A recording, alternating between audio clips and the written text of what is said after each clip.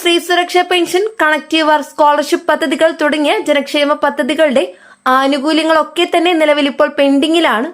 ഇതിലേക്ക് fund allocate ചെയ്യുമോ എന്ന് നമ്മൾ കാത്തിരുന്ന് കാണേണ്ടതായിട്ടുണ്ട്. കൂടാതെ സർക്കാർ പ്രഖ്യാപിച്ചിരിക്കുന്ന 5 ഇനം ഗ്യാരണ്ടികളിൽ ഏത് രീതിയിൽ അത് നടപ്പിലാക്കും തുടങ്ങിയ കാര്യങ്ങളൊക്കെ തന്നെ കൃത്യമായി തീരുമാനങ്ങൾ ജൂൺ 19 ബജറ്റിൽ നമുക്ക് പ്രതീക്ഷിക്കാവുന്നതാണ്.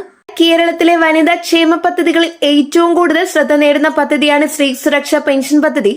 സാമ്പത്തികമായി പിന്നോക്കം നിൽക്കുന്ന 35 മുതൽ 60 വയസ്സ് വരെയുള്ള സ്ത്രീകൾക്കും ട്രാൻസ് വുമൺ ഭാഗത്തിനും പ്രതിമാസം 1000 രൂപ സാമ്പത്തിക സഹായം നൽകുകയെന്ന ലക്ഷ്യത്തോടെയാണ് പദ്ധതി ആരംഭിച്ചത്.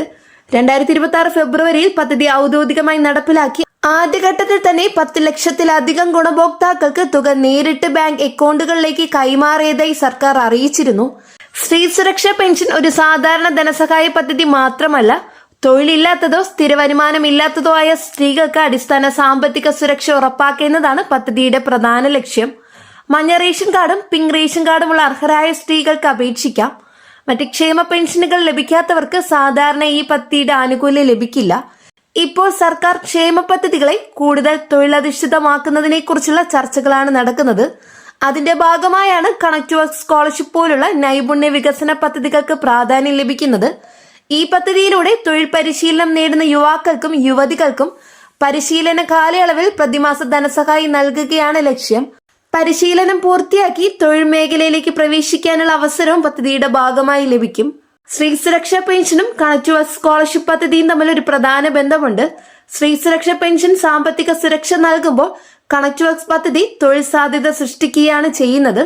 അതായത് ഇന്ന് 1000 രൂപ പെൻഷൻ ലഭിക്കുന്ന ഒരു സ്ത്രീയുടെ കുടുംബത്തിലെ മകൾ നൈപുണ്യ പരിശീലനം നേടി തൊഴിൽ രംഗത്തേക്ക് പ്രവേശിക്കുകയാണെങ്കിൽ ആ കുടുംബത്തിന്റെ മൊത്തത്തിലുള്ള സാമ്പത്തിക നില മെച്ചപ്പെടും.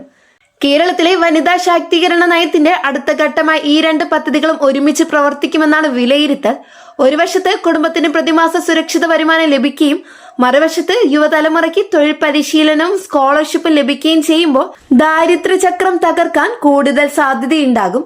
അതുകൊണ്ട് സ്ത്രീ സുരക്ഷാ പെൻഷൻ എന്നൊരു ക്ഷേമ പദ്ധതി ആയിരിക്കുമ്പോൾ കണക്റ്റീവ് വർക്ക് സ്കോളർഷിപ്പ് ഭാവിയിലെ തൊഴിൽ സുരക്ഷ ഉറപ്പാക്കുന്ന വികസന പദ്ധതിയായി മാറുകയാണ്. സാമ്പത്തിക സുരക്ഷയും തൊഴിൽ സൃഷ്ടിയും ഒരുമിച്ച് മുന്നോട്ട് കൊണ്ടുപോകുന്ന കേരള മോഡലിന്റെ പുതിയ ഉദാഹരണമായാണ് ഈ 2 പദ്ധതികളെയും വിലയിരുത്തുന്നത്. വളരെ പ്രധാനപ്പെട്ട ഇൻഫർമേഷൻ ആണ് ഇന്നത്തെ വീഡിയോയിലൂടെ ഷെയർ ചെയ്തിട്ടുള്ളത്.